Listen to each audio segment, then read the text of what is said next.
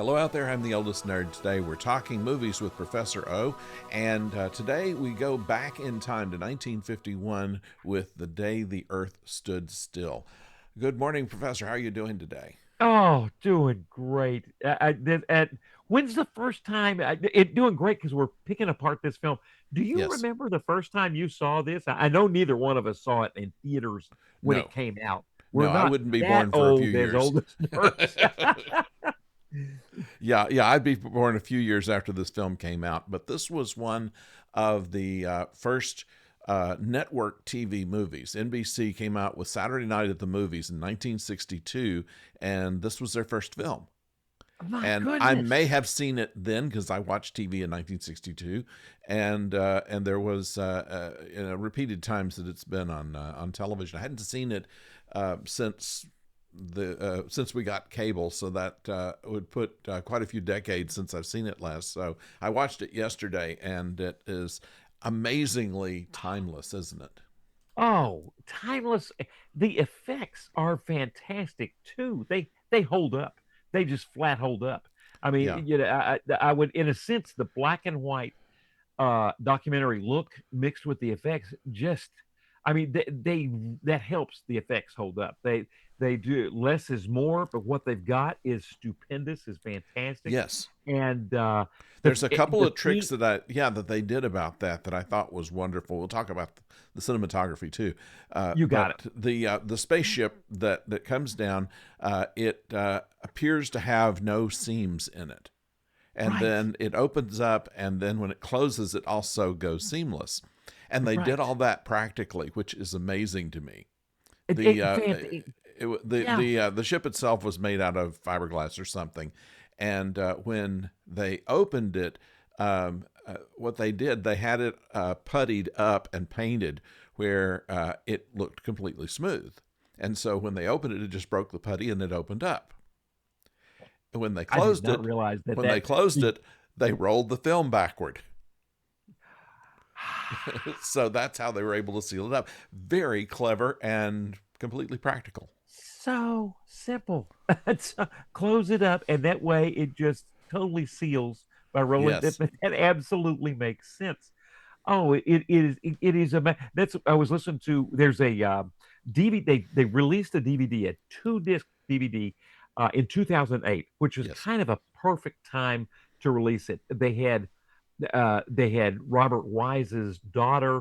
He had only passed away 3 years before, and the I normally don't listen to commentaries because they can be just, you never know what they're going to do.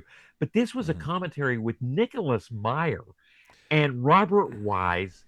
They made it in about 95. Robert I Wise would have been, yeah, he would have been in his. I've heard about it. I have problems with Nicholas Meyer's commentary. Usually, he gets into things more esoteric than what was going on when the film was made.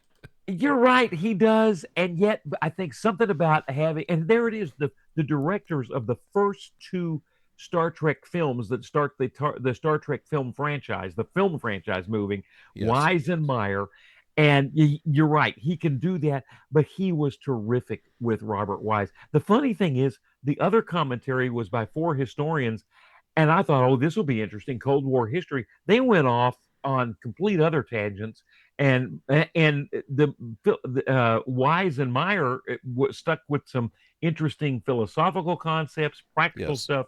But yeah, that was fun to listen to. I'll bet it was. I did not get a chance to ever see that, but one of these days maybe. You This got it. is an amazingly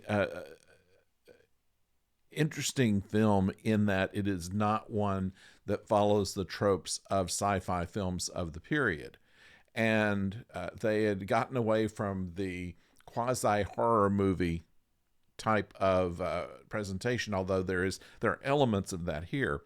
And the film noir is kind of going out of style, yet they use a little of it here. And this documentary style that you talked about right at the top is something that they also work pretty well into it. And it reminds me, and it may have something to do with the fact that Robert Wise had worked for Orson Welles, that it reminded me somewhat of Citizen Kane, where they did kind of a noirish and also documentarian style.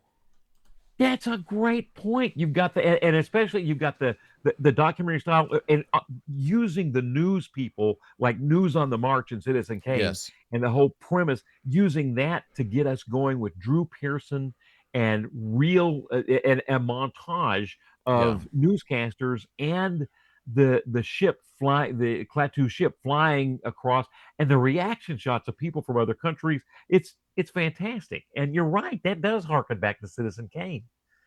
Yeah. They used 100%. Yeah. yeah, yeah.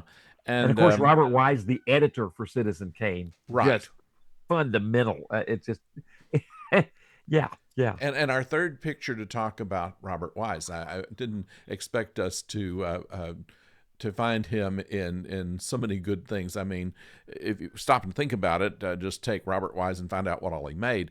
It makes sense. But we talked about the Andromeda Strain, and of course the Star Trek the Motion Picture, and now this one, and certainly,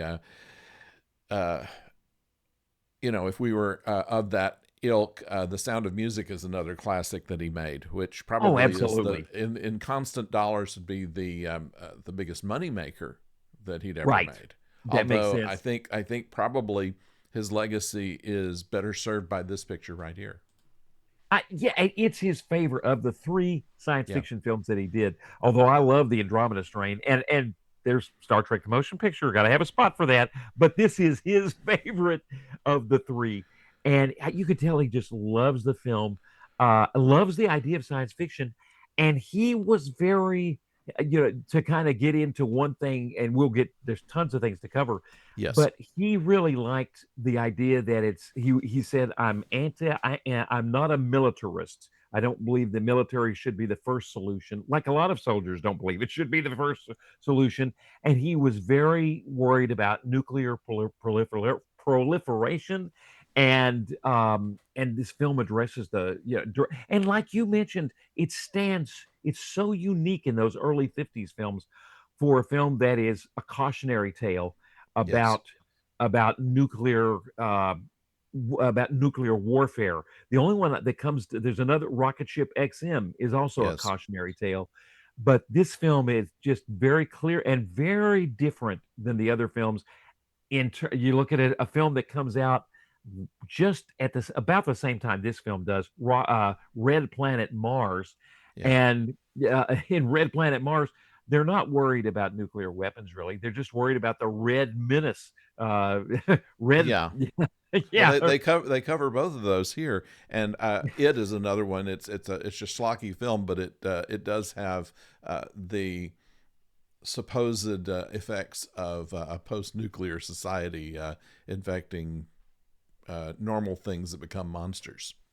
right, right, and the fact that he's addressing these issues and not and saying that certainly the United States has a leadership position in some respects with the way Klaatu he does come to Washington, but on the other hand, he's not gonna do anything until he can get all the leaders of the world together, or at the end of the day, at least all philosophical and scientific leaders together. That he ends up the idea for the UN just doesn't happen, but they do get the scientific and philosophical leaders together, and that gathering at the end is such a great collection of people. I love the way that it's so diverse at the end. I know we're jumping around, but to cut Yeah, to I know. that Klaatu speech at the end, Yeah, all those, and the diversity throughout the film is just impressive. His crowd shots, and then the shots of leaders, religious leaders, like you gather some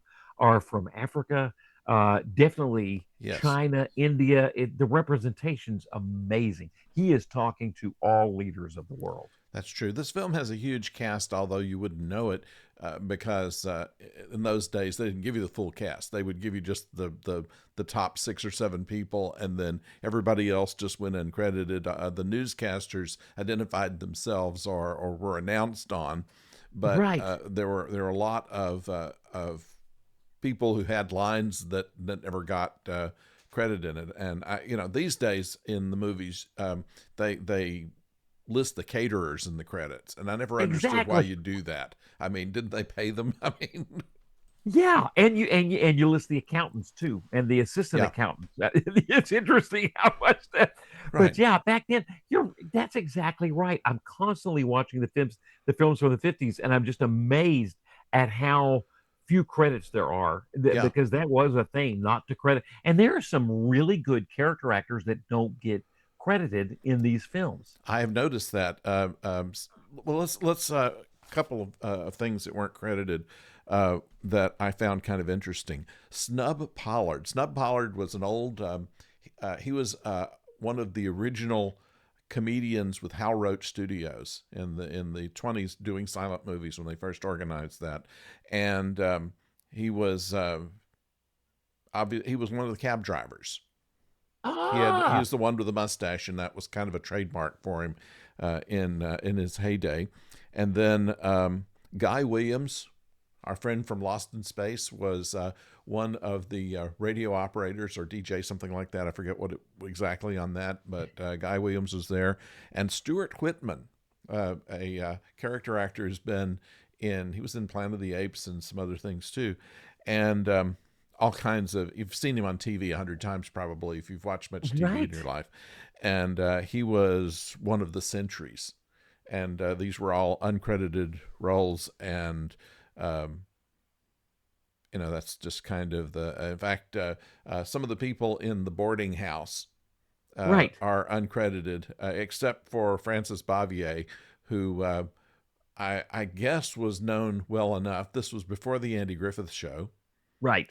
but she, Aunt B, was one of the house residents, and She's the only one that really explicitly brings out that it could be the Russians that are behind yeah, this thing. she thought She it was the Russians. and again, in this film being so wizened, it stands the test of time.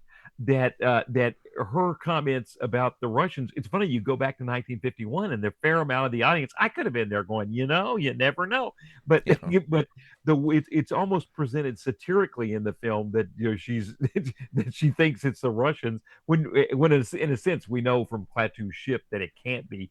But nonetheless, that they use, instead of making the Russians the simple fall guy, they simply, it's almost satirical the way she the way she presents it. We can almost kind of laugh at it. yes. Uh, Well, it was the same thing. Supposedly with the reaction to the War of the Worlds radio drama, that people ah, thought it was an actual invasion from Mars, while some people really just thought it was the Germans yeah, that that's a good point. had a plane that looked like a flying saucer. Uh, that, that's fascinating. I had not heard that people had thought about that in their reaction to the War of the Worlds from 1938, but that would have, sure, that makes sense. 1938. Yeah, they're speculating that it could be the Germans. Yeah, That let's talk about more of the cast here, and right. I think that probably the best job of anybody. Well, let's give kudos to Michael Rennie, who played Klaatu.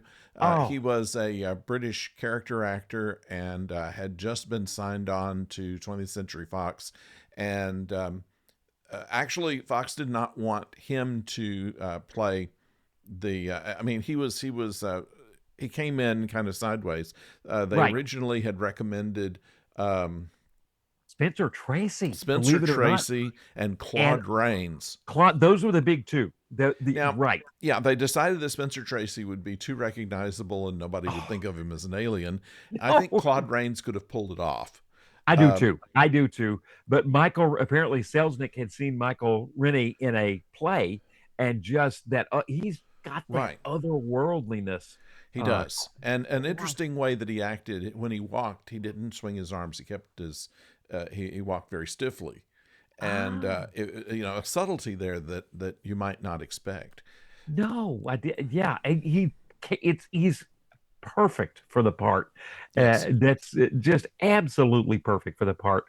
And so And Patricia, Patricia Neal yeah, here, I think even though she did not have a lot that she could do dramatically with the part, really made a believable character. And she was the person you looked at anytime she was on screen with anybody else. I mean, that's the mark of this it factor that some of the classic actors, well, some of them these days do too, that when they come on, they steal the scene. Right, right. Robert Wise. That's one thing about Wise and Nicholas Meyer were admiring about both of Rennie and Patricia Neal's acting Yes. is that you can see them think. You can see their mood shift. They don't just come in with this is the only thing I'm going to do. I'm always going to be this character like Hugh Marlowe. Yeah. In contrast to Hugh Marlowe, they you can see their minds at work, and her mind has got to be at work a lot because she's shifting. She's a kind person, naturally kind and accepting, but she's got to shift to suspicion, and then to being open to something that's just incredible that he is from outer space, and not only that, that he could be a it could be a saving for some kind of saving for mankind until she Yes. she finally believes that, and oh, just fantastic casting on their And part. you believe that she believes it. It's not just one Right, of those suddenly we're going to be on your side because it says in the script you're the hero. right. And I think that's something that they avoided there pretty well. Now, Billy Gray, he's the only living, still living member of the cast. He was Bobby, the little boy. And I was, the one thing that hit me watching this was just how good his acting was, how he was able to throw out lines that sounded like they came naturally rather than being read. And Absolutely. you don't see very many juvenile actors that can do that. No, And he even has that quality of you can see him thinking and working yes, through things. When especially when he's trying to when it got because he goes through so much. So much of the story is through his perspective. He yes, follows Klaatu, becomes suspicious. At first, he's really he just really admires him, enjoys him, and so Klaatu's gives him the time of day, and the thing they though go. that bothers me about all of this though is that they're scared of the Russians coming in. They're kind of scared of the aliens. And here's this guy they never met before. Oh yeah, you can take my kid to town. That's changed a lot. It has. Yeah, I'll go. I'm off on a date. You take my kid to town, and yeah, Yeah. that would not happen today. Yeah, Yeah, we'll buy him some candy and right. There'd be some forms that we need to check before there we. would be there Right. would be an investigation going on first, and then there need to be two of you. But Yeah, yeah. but it made me stop and think about that because that's But once they go off on the outing, yeah, even the emotions that he takes him to his father's grave, yes. um, just so many, and But and the and problem that also is part of the problem is that he is he's supposedly what 11 years old, right. and in a lot of it he speaks like an adult. And I'm impressed with how he's able to deliver the lines like it's natural to him, but it's not the way. I mean, nobody knows how to write for kids for some reason Yeah, or other. Nobody ever remembers being kids, or they spent their time locked in a closet or something, and right. and uh, and can't write believable dialogue from kids. And so a lot of what he says is a little more adult than he should, including calling Klaatu a screwball, A screwball. which Yeah. is something that even in that time, especially, you would never say to an adult. Yeah, yeah, yeah. That's a terrific point. It's almost like he could have been. He just about pulls it off, but you're exactly right. It doesn't Yeah, quite come to where you can definitely question some of those things. It's almost like he could have been maybe 15 instead of 11, but that changes the story up. yeah, it And does. yeah, yeah. So he's Because got to be a very in some places, he's much more juvenile than an 11-year-old would right. be. So go figure. Anyway, let's see. Hugh Marlowe, I couldn't believe.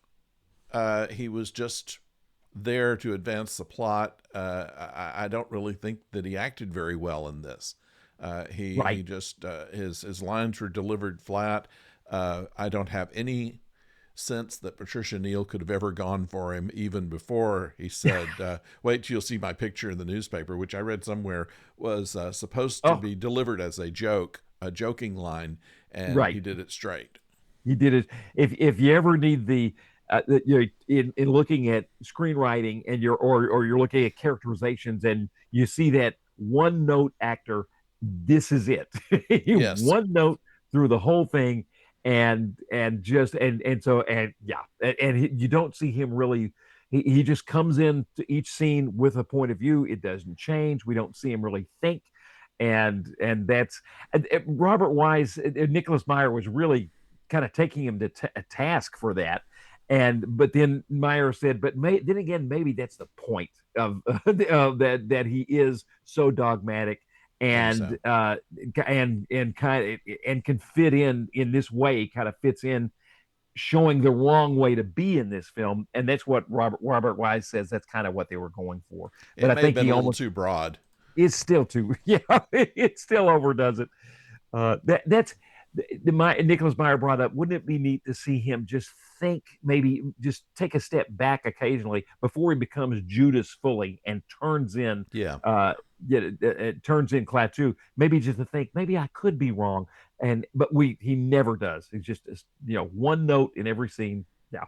Yeah. Yeah. Um, Another person I want to mention here is Sam Jaffe, who played the Oh, professor. right. Now, Sam Jaffe is a character actor, and he was best known as being Dr. Zorba in the Ben Casey TV show. If you can remember that far Ah, back, he was the standout character. I don't think anybody remembers who Ben Casey was, but everybody remembered Dr. Zorba because he had a bouffant hairdo and looked kind of like Larry from the Three Stooges, and he was the director of medicine or something at their fictional I hospital. always thought Larry was the Einstein of the Stooges. He really was, yeah. The thinker of the group. But yeah, and that hairdo just works great for being an Einstein-like character. He just Yeah. yeah, The math that was on the board, the problem was actually a classic unsolvable three body problem equation, which has to do with movement in interstellar space. It's where Newtonian formulas don't work. And so it was an actual formula that was on the board. So they had a real physicist there to write it all down for them. But that was probably the last bastion of any believable science in it. Apparently, he came from 250 million miles away, which would put him not quite to Jupiter, and right. Yeah, so where's that hidden planet out there? yeah, Yeah, that we've yeah, not and this noticed. whole bunch of hidden planets that all the living people were on, because we already knew by the science of the time that our most of our solar system was uninhabitable. So Right. that was And kind four of thousand but miles an hour is sounds fast, but it's not that fast. yeah, well, he did say at least that 4,000 miles per hour, and he said once you get out of the Earth's atmosphere, then you can go much faster. So they would They kind figure of covered that. from the time of how long it took to get there and how many million miles it was away. They figured that it was going about three times as fast as our fastest ships we have now, which is to say an Apollo um, going to the moon. So that would be pretty fast still by our standards, but Fire not standards, quite right? light speed. They're trying to stay under light speed. I think that's what they were trying to do, so they didn't violate that bit of science, but then didn't care about any of the others, including the fact that Klaatu could open locked doors, and they never explained how he did that. That's another thing. Yeah, it's guy that does wrote a book on such fast, all these lovingly look back on films for the 50s. Bill Warren, he Yeah. might have mentioned that about the locked doors. The cover of the book is just yeah, and of course it uses a great line from it came from outer space. No, not it came from outer space. The thing, Ah, but the thing. Keep watching the skies, and that, yeah, the locked doors, which kind of leads to the idea, is it science fiction or fantasy? And right, the locked doors, and so it kind of delves into the fantasy aspects, but that sort of takes us to um, the kind of idea that it's the Christian allegory that the film has. That I was thinking of. You've got Jesus, um, kind of be with the Klaatu being resurrected, Yeah. sacrificing himself, and of course a lot of people have read this into the Yeah, plot. they Judas, claim the they claimed that Humalo, they were really not wanting that to be overtly there, but it was kind of a joke to themselves, and it's become more analyzed. And in fact, more analyzed this. the studio didn't want him resurrected, and so they had to put into that line that it was temporary.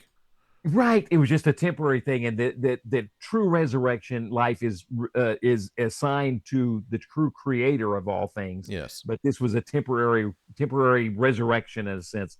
And yeah, Judas, the Hugh Marlowe, Jesus, and then I was thinking of another J, John the Baptist, and I'm thinking maybe that's Gort because he comes out first Okay. to herald the arrival of Klaatu. But other than that, and if you look Oh, there's something through to for, say about Gort, by the way. Gort was yeah, played by the doorman of Grauman's Chinese Theater. They needed somebody that was tall. He was like almost 7 feet tall, and otherwise had never been in the films before. Was a weakling. He couldn't carry anything. They had to have dummies for him to carry, and or wires. You can see if you go back, you can see Patricia Neal is suspended by wires while he's carrying her at one point. And of course he couldn't stay in the suit for more than about 30 minutes because it was too hot for him because he was basically sewn into this foam right. And costume. they had a suit that closed from the front, that so that you could when like you were talking about, everything is seamless. And so when we see Gort from the back, you do not see a seam. And then another suit where the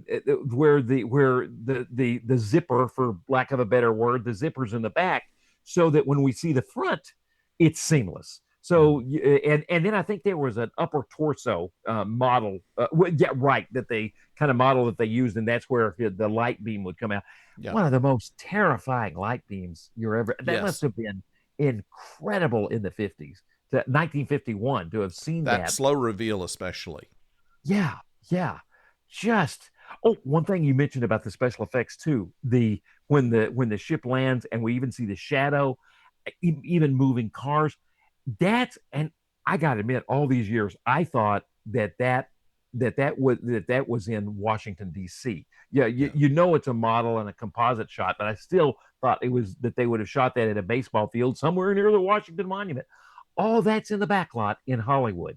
Right. Um, right, and to Which get is now a condominium, I think. But at the one time, Fox had a good back lot. But they did have a second unit that went to right, Washington and shot background stuff, and they had some doubles that yes, were Klaatu and the boy that were walking down the sidewalk. But yeah, none of the principal cast ever went to Washington, everyone, and and the doubles and work perfectly. yeah, It just they did use the actual military people. I was thinking they used stock footage for the tanks and the planes and the stuff, and they actually got the National Guard. The Army refused to cooperate because it made it's them look right. like such warmongers, and the National Guard had no problem making the Army look bad. So they put the National Guard people in there and just didn't show them close enough for you to see that they weren't Army. And they had a ball. You can imagine Oh that yeah, they had, yeah. And some of the actors you mentioned, the uncredited actors, even some of the actors that played the army guys did a super job. yeah. Yeah, that's a lot of good character acting in these small bit parts, like you mentioned, the taxi cab, uh, all Yeah, the uncredited. guy that was the secretary of whatever from the president was uncredited. Wow, He had a name. he He had was lines. He had a name. He had lines. His name was like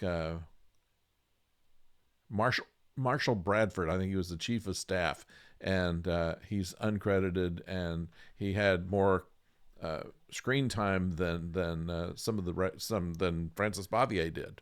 Exactly. Super point. That is not a good thing that they all the uncredited. Oh, and one thing we did we mention that we're talking about Sam Jaffe.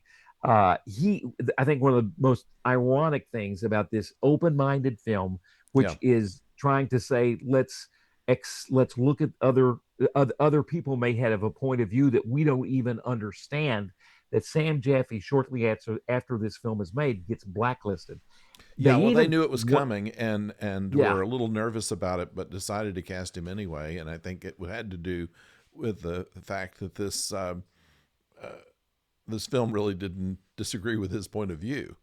And Right. yeah, he didn't work in movies for a little while after this. I think it wasn't until the early '60s that So he like 10 got years almost. he got the job as Dr. Zorba. But Yeah, that's that's yeah, but incredible actor he was, and he actually had started out. He was an engineer and taught mathematics at a university. I'm not sure where, and ah, then got into acting later. that's perfect. And you can see him as he works through Yes. thought processes in dealing with Klaatu. It's kind of interesting. He is when you think about it, he is kind of othered in this film. You think of the classic Yeah. intellectual scientist that it's so smart, he's almost unapproachable. You think of somebody that's kind of othered in society, a mom, a single mom, even though her husband, it wasn't she's not a divorcee, but still, even at that time, a single mom. Klaatu himself is going to be, of course, othered. He's alien, and Yeah. it's all these characters that come together, all these people on the borders of society that come together to save society.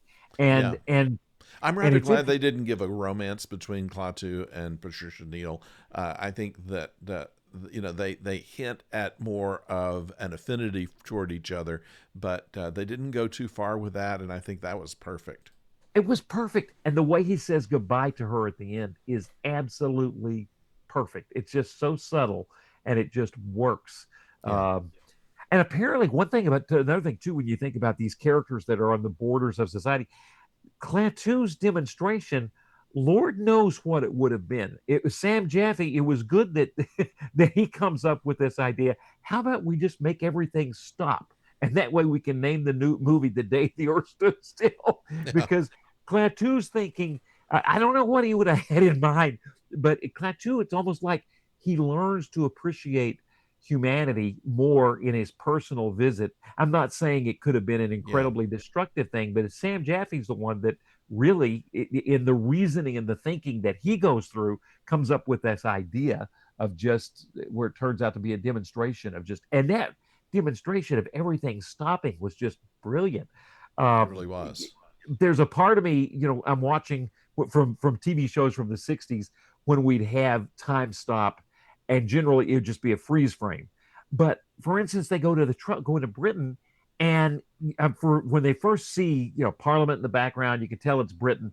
And I'm thinking, okay, that's a freeze frame. But no, you can see people walking around Yes. and it works perfectly.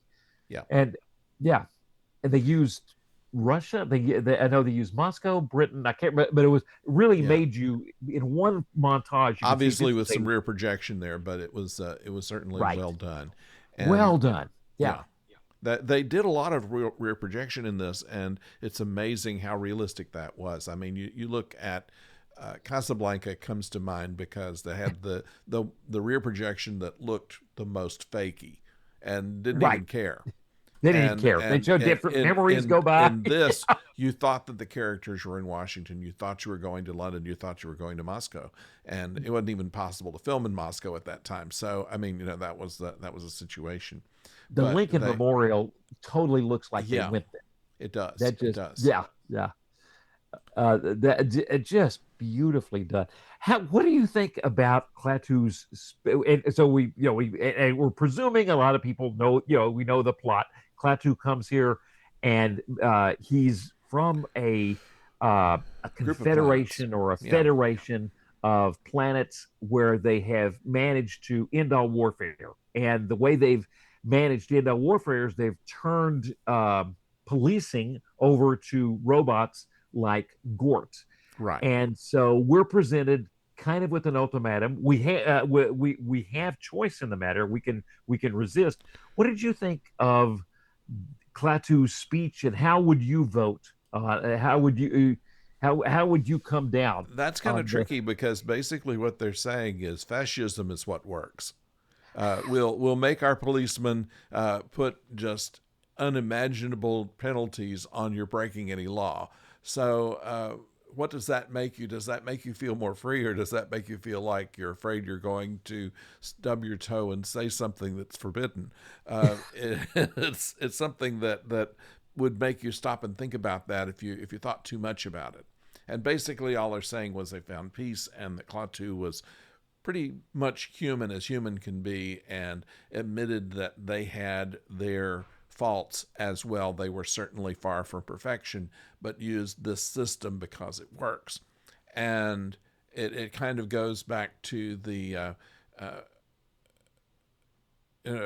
Mussolini made the buses run on time. Well, yeah, but what do you have to pay for that?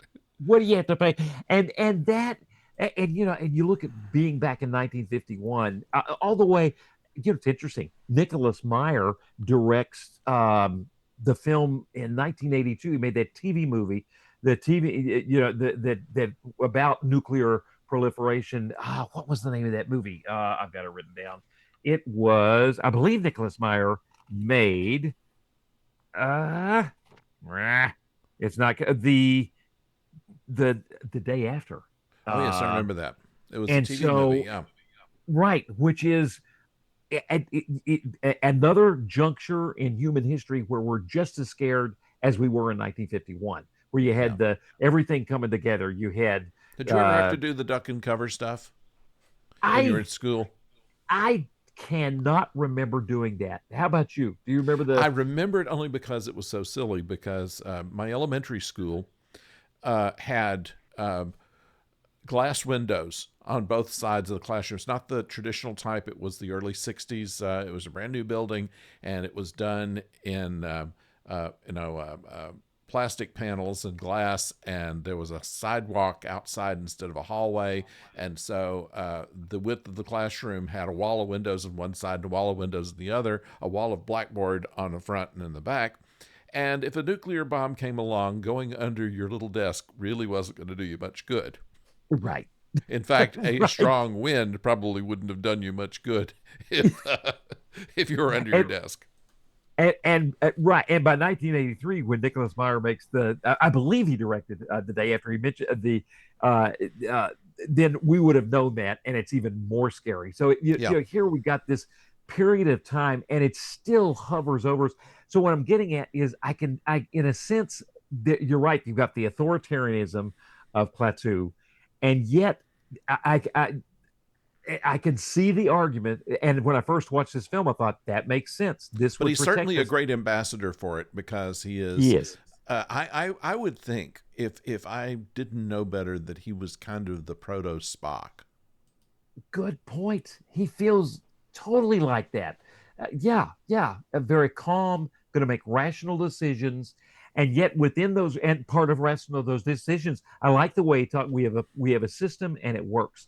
And he implies that within this system of policemen like Gort, that each planet can do a lot of different things, run themselves in the way they want to. He even mentions apparently his home planet uses some form of capitalism. Hopefully it's a form of capitalism where there's some regulations and and uh, and not just raw unchecked capitalism. But he mentions that that's where he comes from. But he mentions it sounds like there's a wide variety of how you can run your planet. But if you take your atomic weapons and into space and start to threaten the Federation, this is what you're going to get. You're going to get Yeah, yeah. the extreme threat. So there's a part of me that can see it, another part of me that goes, no, that is too authoritarian. And it's an interesting argument. Yeah. Bill Warren mentions he had a good quote from the book where he talked about that, and he talked about the how he would come down. He says some critics had been confused by the point of the film. Some miss it utterly, as one critic did. It says, why does Klaatu not bring with him the formula for peaceful living that has supposedly succeeded so well in cultures of other planets instead of an awfully awful Earth sounding ultimatum? In fact, that is exactly what Klaatu brings with him. The idea is that Klaatu and his cohorts are just as warlike as anybody on Earth, but are kept in check by the robot police force. That is the formula for peaceful living. Kind of a but it sure can sound authoritarian too. It So does. yeah. And I guess that the whole idea is that since robots are doing it, they won't have the way a human authoritarian would be. He's not going to serve his own needs, but rather the good of all. And so, And presumably, this that's whole another idea, layer, yeah, there's no and killer robot. Well, he is a kind of a killer robot, but not in the kind we've seen in other sci-fi. right. But in the intervening years, now we have developed and we've started to fear AI as we Yeah, go. And now you've got Gort, who is it would seem to be an artificial intelligence, and that becomes another layer of scary yeah, that they may not have been looking at in this film. It just doesn't feel like they're looking at the what could go wrong with the AI side of things, and they just that doesn't seem to factor in the equation. The Nicholas Meyer mentions to Robert Wise, have you ever seen the Forbin Project, Colossus, the Forbin Project? And Robert Wise had not seen that. But that's definitely the AI's got, and Robert Wise, I mean, Nicholas Meyer mentioned that's where the computers decided, okay, we're going to avoid all war. We're not going to destroy each other, but they become completely authoritarian in the process. Yeah. I would not say that's a system that works in Colossus. At least it no. doesn't work for people. It makes a good movie, and I suppose from the standpoint of a movie director, one person that gives all the rules is not completely uh, uh, repugnant to someone like Robert Wise. Right, But right. anyway, everybody That's a liked to good work point. with him.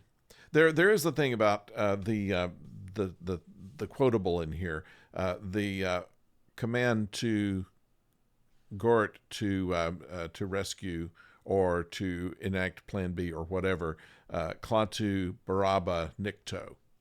And Oh, apparently, Patricia Neal had the worst trouble not laughing at this. She thought it was the stupidest line, and in one of the takes where she cracks up, Michael Rennie says that that's the way you're going to play it. that's awesome. That's you know, But you can and kind of see, even when she's saying it, she's crouched in fear, and she says it, and you almost see where she can't quite hold her composure doing it. exactly in the taxi cab and in the, but oh, it's so well done Yeah, when she finally does, and it becomes almost documentary like, where when she's finally saying it the second time, and there's all the chairs that have been knocked down, and the yeah, camera, for one of the few times, seems to be handheld as we come up across her yeah, terrified face, and then she utters the line.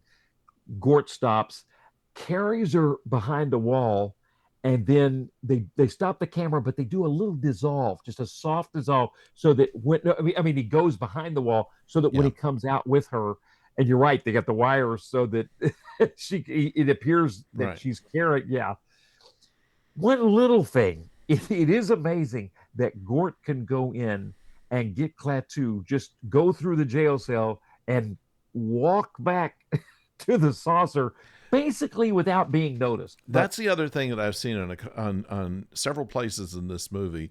They have this flying saucer. They've put walls all around it. They have tanks and stuff, and nobody guarding it except like two guys. two And guys. and you can get, you can distract two guys, or you can kill them like it did in the end. And then nobody's guarding the prison. I mean, you just go right in and just know which cell he was in. That's I think that made a strong mark on Star Trek writers when somebody would need to be guarded, and Yeah, they would, yeah, but they needed to be loose in the ship, and so yeah, uh but that no, that's a great point with that. One thing, apparently Zanuck was concerned about the budget. He even got on to Robert Wise about how much he was shooting. And here you've got an editor that has become a director. There's Yeah. no there you're talking a person who knows what he wants to see in the edit of the film is not going to waste a lot of film. So Right. apparently in the breakfast scene, which is beautifully shot, one of the Yeah. hardest things to do is to shoot people sitting, six people shooting at a table. Yeah. And because then you've got eye line matches, you've got potentially when they turn their head, they can create a new 180-degree uh, mark where you can put the camera on another side if you want to. And you have to be But concerned about the point of view. right, you got to be concerned about the point of view that we're inside some of these characters and we Yeah. see their point of view. And that breakfast scene, he never breaks the 180. He just you can if you want to having people turn their heads, but he never breaks the 180. He basically Francis Bavier is on the left hand side. Yeah. Michael Rene is and Patricia Neal are on the right hand side. It's like there's a break in the table where somebody's not sitting there. So we're not so we can kind of it's like a corner of a table is open. So Yeah. then we We're can see we're the sitting other at the people, table. yeah, sitting, and but he uses really good medium shots, a few close-ups, and and Zanuck Wise said, I told Zanuck, I said, what are you talking about? This is I'm an editor, this is economical, and then Zanuck backed down and said, Yeah. no, okay, we'll. But apparently the budget, they were pushing the line on the budget so that Zanuck was Yeah. They concerned. figure it cost $1.2 million. I mean, big budget movie. I mean, even in 1951, $1.2 million wasn't chicken feed, but it was probably not big for a movie. No, was yeah, yeah. Think of how many just 10 years later you could make, 17, well, you can make 50 Day of the Earth Stood Stills for what they paid for Cleopatra. Just Yeah. as, and I think they shot it in 42 days. Just incredibly, just an amazing economical shooting budget. Really, probably their biggest expense was just building the prop spaceships. Right. Because I mean, Gort was a foam thing. They made 3 copies of the outfit, and then they had the decoration, this Frank Lloyd Wright look, the inside of the ship, and every place else was fairly standard sets that were probably already standing somewhere. Speaking of the inside of the ship, that is one of the most satisfying inside the ship, because you always want to go inside the alien Of ship. course, And of a lot of course. movies just draw the line and let your imagination work. And sometimes that really works. Just let your imagination work. This one, we go inside the ship, and I thought it was just about perfect. It feels Yes. alien. Yeah, It feels really does, different. and looks more of like spaceships are designed today than what they've shown in other '50s films, where there are always a lot of levers and spark generators and things like that. Right. Well put, spark generator. And the viewing screen, at first I was thinking, well, that's kind of a shadow projection. But then I think it might have been a rear projection. And it just what we're looking at, you just can't understand. There's some sort of map on the view screen, but it just works. It's all Yeah, alien and it feels advanced. Even today, it feels very advanced and it absolutely works. I That was is one. impressed in the very early part of the film where they show Klaatu in the ship, and he is saying something to Gord or something like that, and he's just whipping out the alien dialogue as if it's very natural, and you don't always see that. You do not see that. You do not. How did you like the music? Bernard Herrmann, of course, is legendary in movie music, and I think that it dates it a little bit, really, for the theremin, because people quit using the theremin after about 1955, I think. But still, it was one of these, like any kind of good soundtrack would be. It adds to the atmosphere of the film rather than stands apart from it. Which even some good soundtracks, sometimes you think of, uh, sitting on top of the film rather than being part of it. That's so well put. It is integral to the film and comments on the film, but it is organic. It Yes. totally works with the film. And you're right. I have enjoyed soundtracks just in the car. it's just a good piece of music, and yet it can overshadow the film at points instead of be part of the film, and this is the perfect match. The theremin, I saw a special feature on that. Just I saw a guy from 2008 playing a theremin. He Yeah. played the main theme on the theremin, and apparently that's an instrument where you do not touch the keys. No, You're it's like a rod, and you just move in the vicinity of it. It changes the capacitance of it, and that's what creates the sound. That is fascinating. Yeah. Just there's not a They lot. used two of them together in this, which gave that different kind of sound than we've heard in other theremin based soundtracks. Right, right.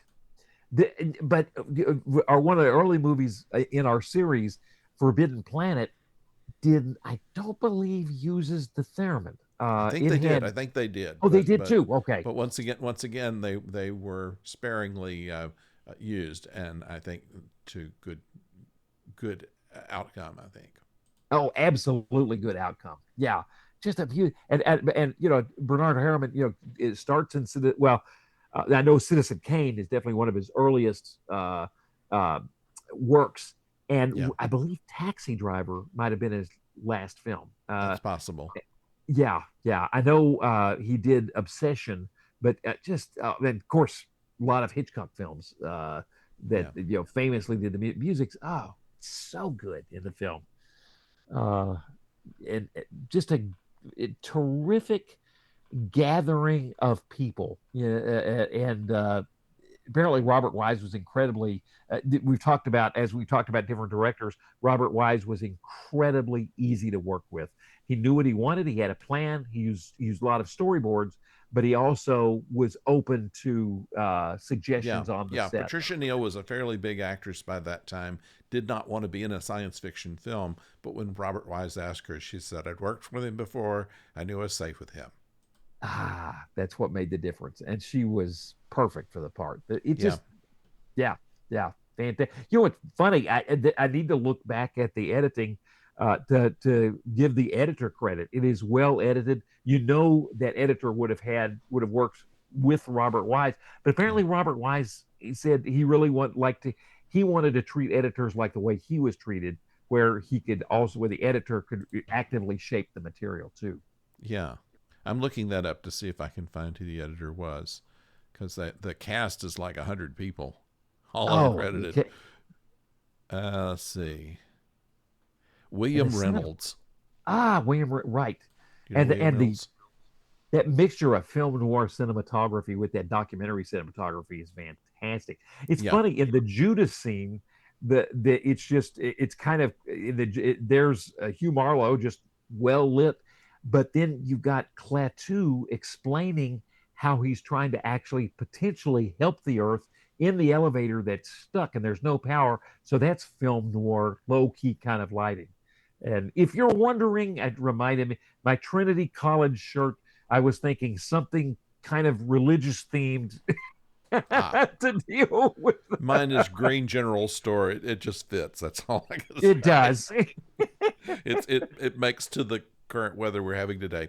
Something else they did say in the opening credits that the costumes for Klaatu were designed by Trevia, and it was a famous designer of the time who had nothing to do with it. It was the costume department at Fox that did that. They did it as kind of a stunt. I did not know that. Yeah, But you're right. The costume designer, sometimes I think they're not the only one that just had a one name, the famous costume designer. yeah, I think there's some more out there there are quite a too. few. But the art design, costume design is just incredible. Really, it is. So yeah, I'm looking through, and they Cinematography, while you're cinematography uh, is Leo Tover, director of well photography. done. Yeah, I thought it Oh, was. Yeah, the whole atmosphere that they were able to put in this was certainly a cut above a lot of the other sci-fi films of the time. I mean, this looked like a serious film. This could have easily been a film about a guy that works in an office that wanted to change the world or something, and it would have been done pretty much the same way. Right, right.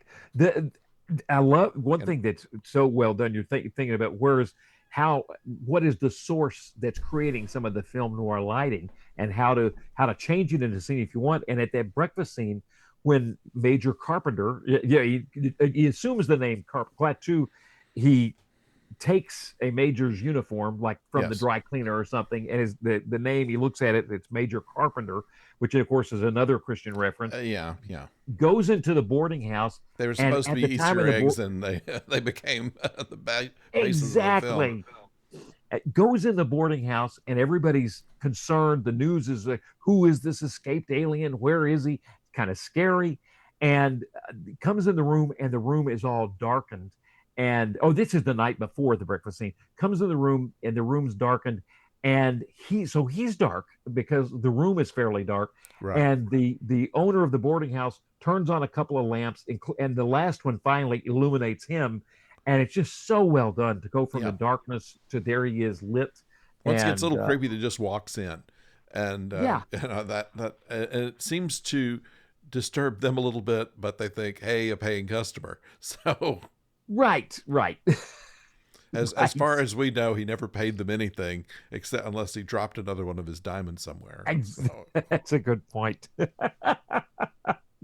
Yeah, perfectly formed diamonds, not of this earth.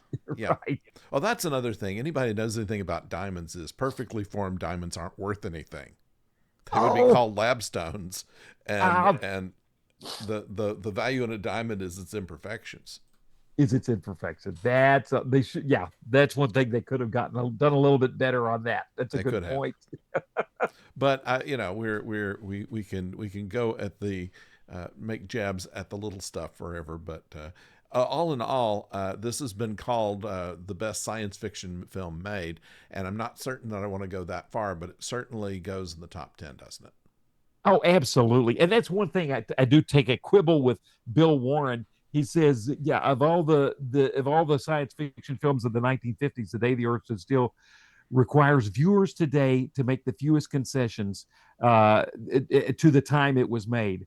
The film's strengths, the basic idea, the design, the acting, the direction are just as powerful now as they were then. The weaknesses were failings then, and they're the same failings now. While not a great motion picture, The Day the Earth Stood Still, I disagree. It's a great motion picture. Mm-hmm. I love Bill Warren, but I'm like, stop qualifying things, Bill. This Yeah, is a great film. I find that he has a tendency to pull back from everything that he goes forth. It's a great film, but it may not be so great. So I I think, wonder if is that because he feels the whole genre is kind of othered. And I can see that. He's a kid, if yeah, you were a huge science fiction and he feels like, he loves these films, cares for them, but he feels like, oh, other people, it's the whole kind of genre of science fiction can kind of be looked down upon. So I better be careful. I can't say it's 100% great. It is 100% great. yeah, And maybe now, of course, did so much of that writing in the 80s, that I think now the whole genre, we look at it differently. We can say it's science fiction and it's fantastic. Maybe the best genre instead of a genre that had to live in the closet.